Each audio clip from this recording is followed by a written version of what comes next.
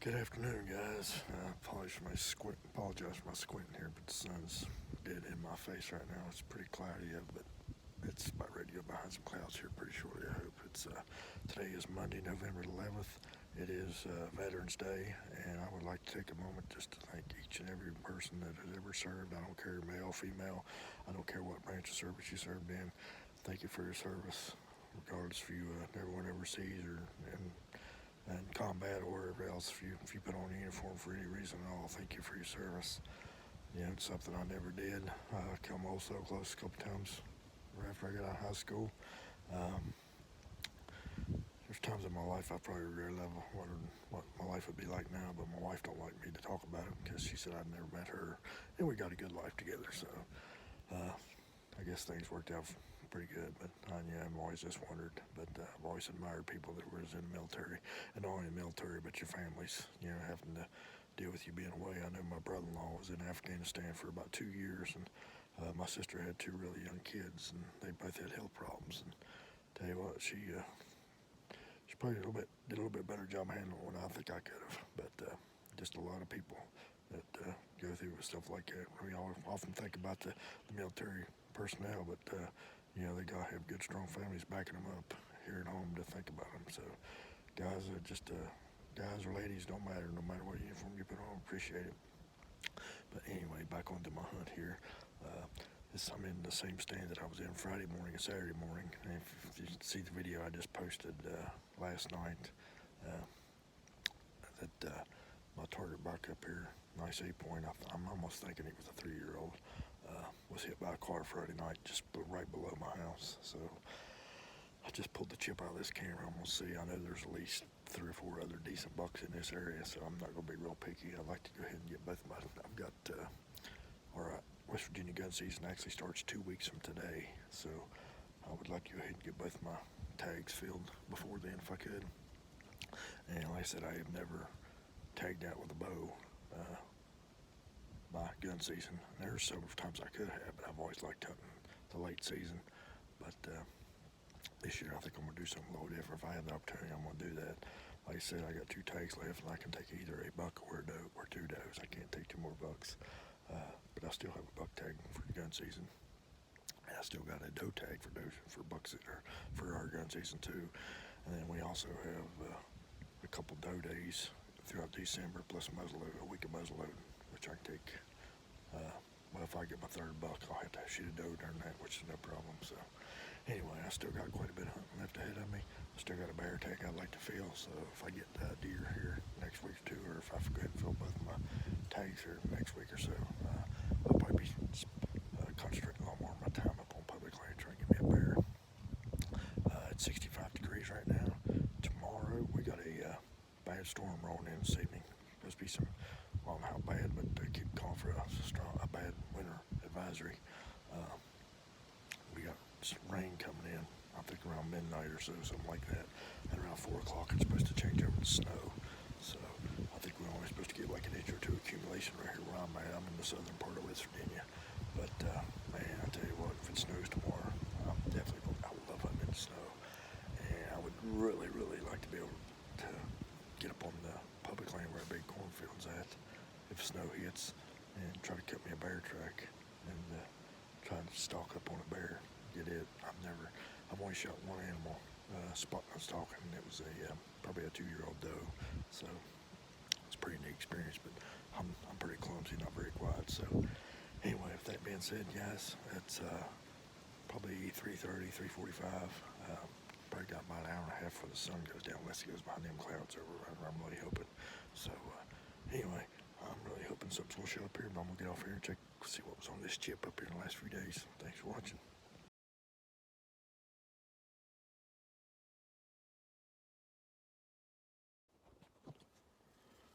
Good afternoon, everyone. It is November the 14th. It's Thursday, and it's about 3:45. I've been up the tree stand, or been up the tree. I'm in my saddle. Probably about 10 minutes. I actually got settled in, got my pack, my bow, everything up here. Really, actually wasn't planning on hunting today. It's about 48 degrees. Very slight wind, but it is a little cool, which is good. The rut is on. It's pretty much, I'd say, full swing. cameras. Like I said, I was not planning on hunting here today. I was actually going to wait till tomorrow and Saturday and hunt up here and possibly Sunday morning. I did come up here yesterday, put a little bit of corn in both feeders and check both cameras. I did have a nice young 8-point, which I think I've had him on camera up here before, down the other feeder. He was in here about 2 days ago, but yesterday, right here at this stand, or this site I'm at now, tree I'm in now, actually only about 25 or 30 yards away from here, I had a really, really nice 8-point. He is just as big, and maybe I think he might be just a little bit bigger than the 8-point I was actually hoping to lay eyes on up here that got hit by a car this past weekend. And he was up here at 2:21 or 2:22 yesterday, and I was up here about 3 o'clock, just a few minutes after 3, and checked the camera. So he was only in here about 40, 45 minutes before I was. Never seen this deer before. He was just cruising through, I'm sure, looking for does. I just pulled the chip out of the camera. I'm getting ready to look at it. I almost pulled the trigger on my last vacation day and come up here this morning. I decided not to, and I'm hoping I don't look on this camera. Well, anyway, I hope he is on here, but anyway, I'm kind of hoping he wasn't here this morning. But anyway, I've got a new grunt call and a Primo's canned bleat call I've had years ago. Had a little bit of success with it. I'm getting ready to hit both those here in just a few minutes. I did check the camera yesterday. Not really a whole lot. Not really a whole lot of action up here now. Most of the deer that are hitting the feeder are the mature deer. There's mostly a few does. But the only thing hitting it during daylight right now is really just some small deers. The bucks I had on camera, I'm sure they're out cruising somewhere. Hopefully they ain't been shot. But he showed up, like I said, about 2:15 yesterday. So I'm just gonna do a little. Go ahead and get off here, check this chip, do a few calls, and really, really hope and pray he shows back up. He's a really nice 8-point buck. But if not, hey, it's still a good day to be hunting. So thanks once again for watching. God bless. Good afternoon, guys. It is 3:15, and it is Friday, November the 15th. And I just got back up on the hill. So I'm about probably 150 yards or so away from my tree that I'll be hunting in tonight. Still hunting in the saddle. Last night I was up here. Well, I'll go back, just a little recap. We had a real nice 8-point up here. I've said videos past. This past weekend, Saturday, well, I found out Saturday afternoon, Friday night, he got killed just right below my house. I mean, within sight of my driveway. And so I was pretty bummed out about that, but I still had pretty decent bucks up here, and I was still trying to come up here and hunt them. Got to hunt a couple days and didn't get to see anything. And so Tuesday, I come up here and check my cameras, and there was another really nice 8-point. Matter of fact, he was in here about 45 minutes before I got up here Tuesday. Checked my camera, walked right in front of my camera. So I didn't get a chance to get back up here till yesterday. Well, yesterday evening, he come in, a doe brought him in about 5:15, and went right to my feeder. That was about 20 yards from me, but he was quartering away from me really hard. I didn't have a shot, and she was just on the other side of him, about 22 yards away. She was feeding, but she was facing directly toward me. Did get my bow off the hanger. I was resting on my knee. I was ready to take the shot. Just needed him to turn and her to move her head where she couldn't see me. And some doves, of all things. It was about 3 or 4 doves on the ground I didn't even see. I don't know what spooked them because I wasn't moving at all. Something spooked them, and then the deer got really nervous. They stood up and just come to attention, didn't look around or anything. They actually was looking back down direction. They had come up out of the holler, and it lasted, seemed like 3 or 4 minutes, but it was probably about 30 seconds. And then the doe just took off on the neighbor's property, and the buck was in tow right behind her. I still had about 20 minutes of daylight. There's no other deers down, so I got down and come out, walked down the ridge, opposite direction they come, and dropped down in the holler and come out the backside over here, completely away from them, back up here to the four, and got off the hills best I could. But I pulled my chip on my camera, and he was in here Wednesday night, right before it got dark. He was in there.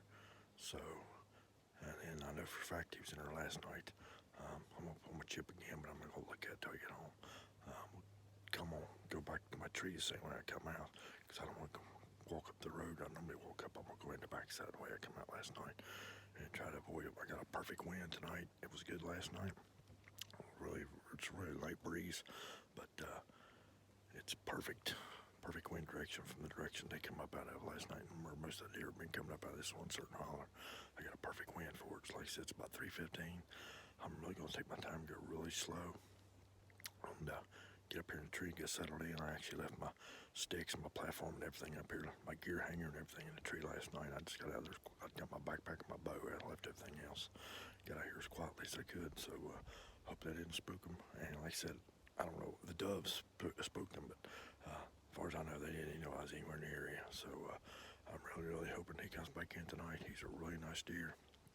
So guys, and I love trying to get footage of deer like that, even if I can't shoot them. But like I said, I was pinned. There ain't nothing I could have done. So anyway, hopefully I'll have some good footage of him. Maybe land on the ground here after a while. I'm really hoping. I'll tell you, I thought sure I had him last night. But and by the way, I just want to say something real quick. I just found out today, at lunchtime today, my sister sent me a message. I have a first cousin that's in the hospital in really bad shape with some heart conditions, and just from her abbreviated message, it didn't look good, and it looked like he might not be making it out of the hospital. He's been in there all week. I don't know the extent of it. I'm gonna try to get over to somebody, maybe talk to her this evening or tomorrow. But yeah, we never was. We lived so far apart, but he was always a really big outdoorsman, avid outdoorsman. Loved to hunt and fish. Him and his dad took me several times, especially fishing. They took me hunting sometimes, and his dad's been gone for quite some time. I'm 53. I think he's about 10 years older than I am, but he's had some health problems. And the last time we actually talked, it's sad to say, but was at another family member's funeral, and he was still very interested in the outdoors. He just couldn't do a lot of it because of some of the health conditions he had. So I actually got thinking about that today at work, and I actually got a little bit teary-eyed. But guys, just enjoy life. Just like this buck, I'd love to get it, but if I don't, there's a lot more serious things in life to worry about, especially where you're going to end up internally, guys. So just something to think about. But anyway, guys, if you would just say a quick prayer for him. His name is Jimmy, and he's my first cousin. And I'm gonna get off here for a little teary-eyed thinking about it now. But if you would just say a prayer for him, appreciate it. Thanks.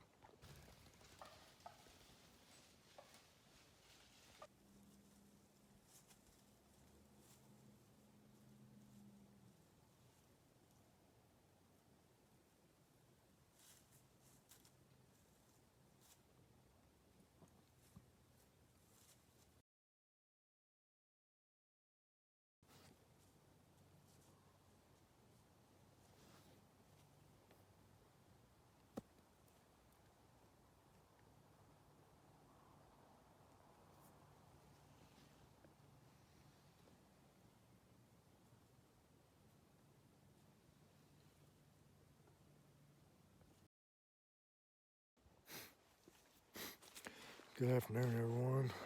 It is November 17th. It's Sunday afternoon. It's about 2:30 in the afternoon right now. Not really how I want to end this video. I'll go ahead and get to that story real quick. It's been an up and down week. But my son actually brought him up here yesterday evening. He was off work with this time change. And, and just noticed I got a little rub right here in front of me, real fresh rub. But with the time change and his schedule and everything, when I got to pick his brother up from school, he really didn't have much time to get up here in the evenings. So the weekends is pretty much, and he works every other weekend. But he was off yesterday, and I asked him if he wanted to come up here and try to get a deer. And he said, yeah. And like I said, I've got pretty nice 8 points coming in up here. My wife said, what are you going to do if he shows up? I said, yeah, I'd love to have it, but if he gets a shot at it, he's only killed a couple spikes the other day. He's just killed does, but he loves hunting with a crossbow. So we got two main stand up here, and we got up there, and it's probably 3:30, 3:45, something like that. Really didn't see anything till about 20, 30 minutes before dark in the neighbor's field. There was 4 does, 2 big does and 2 young does in the neighbor's field, and they walked down the fence line. They jumped the fence, neighbors coming over to the feeder, and the young ones went to the feeder, and the 2 big ones, they actually saw us in the tree stand, but we wasn't moving. But the wind was coming from them to us, so they couldn't smell us. But they was a little nervous. And eventually, one of them, I think, got our scent when we walked in. We had rubber boots and stuff on, but I think they must have got something because as soon as one of them got right there on the trail we come in on, she smelled us and got nervous and jumped back and run toward the fence. The two young ones took down over the hill, and the biggest one, she just stood there and looked around. Well, eventually, she turned and started walking away. And prior to that, though, the first one, big deer that come across the fence. No, I'm sorry, the last deer. The first one was a bigger one. The last one, she kept looking around behind her, and I said, "Cody, there might be a buck coming." But there's a big open field. We kept looking. We didn't see anything. So when they was getting ready to leave, I said, "Are you going to shoot one of these or wait for another day?" And about that time, he got his crossbow up because they was walking away from us. And the biggest one, she walked behind a tree, put her head behind a tree, and he got his sight. Turned his scope on. She's got a 3-dot scope, and had a perfect rest. And she was only like 22 yards away. And I told him, I said, she is just right around 20 yards. He's at top pin. And so he shot, and I wish he had lighted Knox for everything. We need to get him some because my eyesight ain't that good, especially when it gets dark and I didn't have my glasses on at the time. And I was wanting to record it, but there's no way. I was afraid to move too much because they kept looking up at us, and my phone was in my pocket, so I didn't want to take a chance on scaring them. But anyway, that could have helped us a little bit. But anyway, we give it a few minutes, got down on the stand, walked over to where she was standing. At first, we couldn't find his area. Walked over to the fence. Well, they jumped the fence. Right before she jumped the fence, we found one little spot of blood. Well, she jumped the fence and started bleeding pretty good. So I guess where she jumped and started running, the blood was pumping pretty good. And I stood up. Meanwhile, when they jumped the fence after he shot, I stood up in the stand and watched them for a good ways. And they ran out there and stopped. And the one they shot, I thought she fell over. He said she fell over. And the other one just took off running. He thought, man, she's out there, probably less than 70, 80 yards from where we shot her at. So we sit there for a few minutes, then we get real quiet, got our stuff down, walked over. But this time it was starting to get dark, so we got the flashlight out. We both had 2 little small flashlights. And the farther we went to where she was at, the better the blood got. Well, we got out there to about where the last place we saw her, and there was 3 really good pools of blood.